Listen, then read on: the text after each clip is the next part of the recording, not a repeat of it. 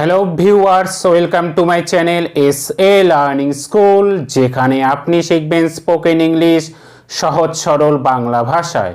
আজকের এই ভিডিওটিতে আমি আপনাদেরকে শেখাবো প্রিপোজিশন ওভার এর বিভিন্ন ব্যবহার কিভাবে করবেন।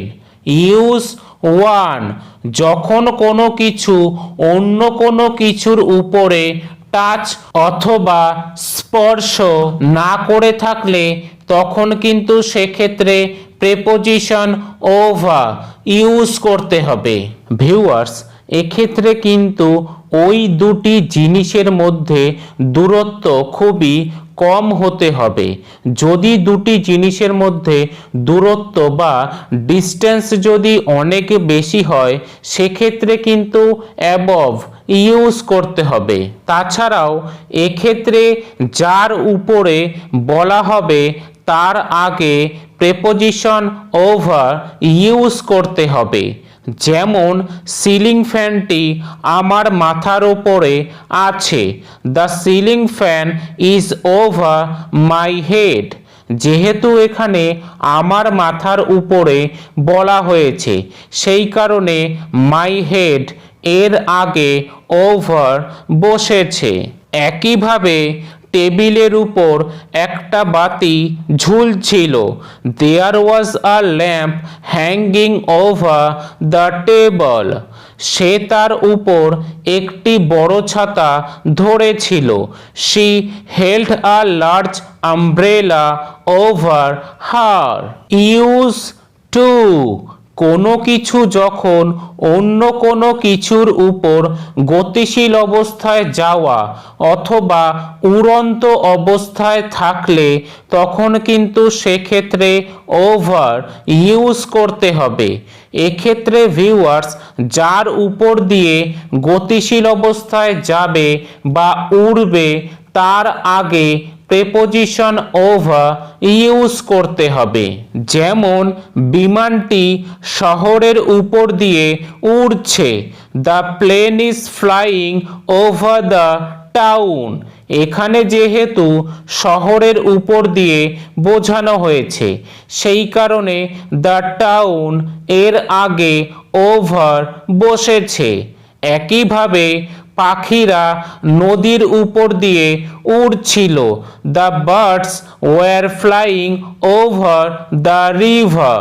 ঘুড়িটি আমার মাথার উপরে উড়ছে, the kite is flying over my head. Use three, কোনো কিছুর উপরে অন্য কোনো কিছু দেওয়া অথবা অন্য কোনো কিছু দিয়ে ঢেকে দেওয়া বোঝালে তখন ওভার ইউজ করতে হবে। এক্ষেত্রে যার উপরে কোনো কিছু দেওয়া হবে অথবা যার উপরে কোনো কিছু দিয়ে ঢেকে দেওয়া হবে তার আগে ওভার ইউজ করতে হবে বা বসাতে হবে। যেমন সে আমার উপরে একটি কম্বল রেখেছিল বা দিয়েছিল, he put a blanket over me. যেহেতু এখানে আমার উপরে কম্বল দিয়ে ঢেকে দেওয়ার কথা বলা হয়েছে সেই কারণে এখানে মি এর আগে ওভার বসেছে। একইভাবে আমি সবসময় আমার জ্যাকেটের উপরে একটা কোট পরি বা রাখি, I put on a coat over my jacket all the time. Use for, সমস্ত বা সমগ্র বোঝাতে প্রিপোজিশন ওভার ইউজ করা হয়ে থাকে। এক্ষেত্রে যে বিষয়টি সম্পর্কে বা যে বিষয়টির সমগ্র বা সমস্ত বলা হবে তার আগে ওভার বসাতে হবে। যেমন আমি সমগ্র বাংলাদেশ ঘুরেছি, I travelled all over Bangladesh. এখানে যেহেতু সমগ্র বাংলাদেশ বোঝানো হয়েছে সেই কারণে বাংলাদেশ এর আগে ওভার বসেছে। একইভাবে তিনি সমগ্র মাঠে জল ছিটিয়ে দিয়েছিলেন। He sprinkled the water all over the ground. Use 5 কোনো কিছুর উপর দিয়ে চলে যাওয়া বা টপকে যাওয়া বোঝালে তখন প্রেপোজিশন ওভার ইউজ করা হয়ে থাকে। এক্ষেত্রে যার উপর দিয়ে চলে যাওয়া বা টপকে যাওয়া বোঝানো হবে তার আগে ওভার বসাতে হবে। যেমন সে গেটের উপর দিয়ে লাফ দিয়েছিল। He jumped over the gate. এখানে যেহেতু গেটের উপর দিয়ে বোঝানো হয়েছে সেই কারণে দ্য গেট এর আগে ওভার বসেছে। একইভাবে বাঘটি গর্তের উপর দিয়ে লাফ দিল বা লাফ দিয়েছে। The tiger has jumped over the hole. গাড়িটি কুকুরটির উপর দিয়ে চলে গিয়েছিল। The car ran over the dog. Use 6 কোনো কিছুর উপরে ঝোঁকা বোঝাতে প্রেপোজিশন ওভার ইউজ করা হয়ে থাকে। এক্ষেত্রে যার উপরে ঝোঁকা বোঝানো হবে তার আগে ওভার বসাতে হবে। যেমন টেবিলের উপর দিয়ে ঝুঁকো না। Don't lean over the table. এখানে যেহেতু টেবিলের উপর দিয়ে ঝোঁকার কথা বলা হয়েছে সেই কারণে দ্য টেবল এর আগে ওভার বসেছে। সে বেঞ্চের উপর দিয়ে ঝুঁকছিল। He was leaning over the bench. Use 7 সংখ্যায় অধিক অথবা বেশি হলে তখন সেই জিনিসটি বোঝাতে প্রেপোজিশন ওভার ইউজ করা হয়ে থাকে। এক্ষেত্রে ওই সংখ্যাটির আগে ওভার বসাতে হবে। যেমন আমার বয়স 20 বছরের বেশি। I am over 20 years old। তার 50টির বেশি বই রয়েছে। She has over 50 books. সেখানে 100 জনের বেশি লোক ছিল। There were over 100 people. Use 8 নির্দিষ্ট কোনো বিষয়ে বা নির্দিষ্ট কোনো টপিকে কোনো আলোচনা করা, ঝগড়া করা অথবা কথাবার্তা বলা বোঝালে তখন প্রেপোজিশন ওভার ইউজ করতে হবে। এক্ষেত্রে যে বিষয়টি সম্পর্কে বা যে টপিকে আলোচনা করা, ঝগড়া করা অথবা কথাবার্তা বলা বোঝানো হবে তার আগে ওভার বসাতে হবে। যেমন তাদের মধ্যে প্রায় রাজনীতি নিয়ে ঝগড়া হয় অথবা তারা প্রায় রাজনীতি নিয়ে ঝগড়া করে। They often quarrel over politics.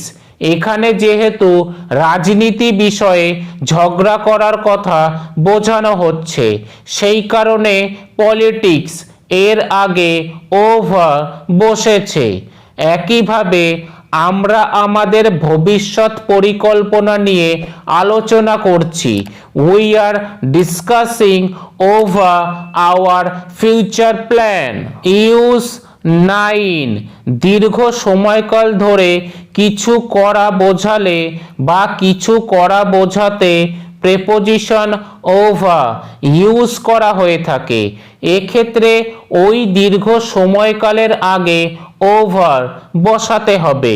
যেমন তোমার ছুটিতে বা ছুটির মধ্যে এই বইগুলি পড়া উচিত। You should read this books over the vacation. এখানে যেহেতু ছুটিটি একটি দীর্ঘ সময়কাল বোঝানো হচ্ছে সেই কারণে দ্য ভ্যাকেশন এর আগে ওভার বসেছে। একইভাবে এই প্রক্রিয়াটি অনেক বছর ধরে বিকশিত অথবা অগ্রসর হয়। This process is developed over many years. Use 10 কোনো কিছুর মাধ্যমে কিছু বলা অথবা কিছু শোনা বোঝাতে প্রেপোজিশন ওভার ইউজ করা হয়ে থাকে। এক্ষেত্রে যে মাধ্যমটির মাধ্যমে বলা অথবা শোনা বোঝানো হবে সেই মাধ্যমটির আগে প্রেপোজিশন ওভার বসাতে হবে। যেমন তিনি রেডিওতে এই খবরটি শুনেছিলেন। He heard this news over the radio. এখানে যেহেতু রেডিওটি একটি শোনার মাধ্যম বোঝানো হয়েছে সেই কারণে দ্য রেডিও এর আগে ওভার বসেছে।